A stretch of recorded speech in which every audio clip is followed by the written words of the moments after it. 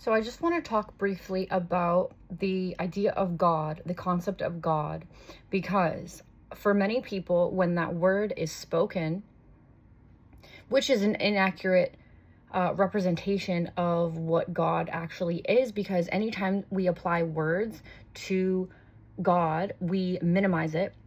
Even just thinking about it in our minds, we minimize it because we are having a human experience. We are limited in our perception, and it is meant to be this way. But to put words to what God is to minimize what it actually is. We cannot fathom the totality of what God is while in this human form, but we can at least start.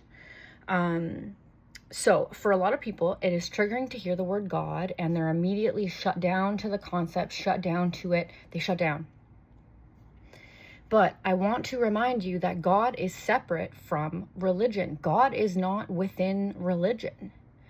Sometimes the conversations around God that happen in religious spaces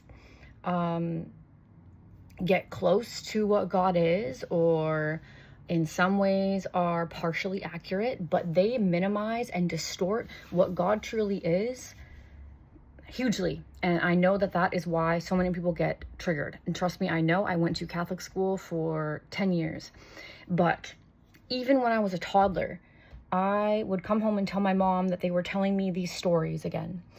Even saying that, I saw that a lot of what they would say didn't make any sense. It was conflicting and it was bullshit, but I knew that the God part was real. And I decided to create my own definition of God.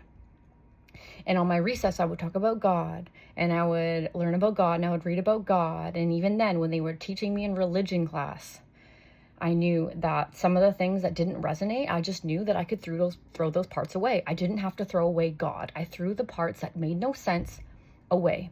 Because did Jesus write the Bible? No. Humans wrote the Bible. And how many times was the Bible edited? We can't know for sure, but it is a lot of times. Okay, so they made sure that it was not a complete picture, that it was conflicting information, and that it instilled guilt and shame and fear and dependence in you.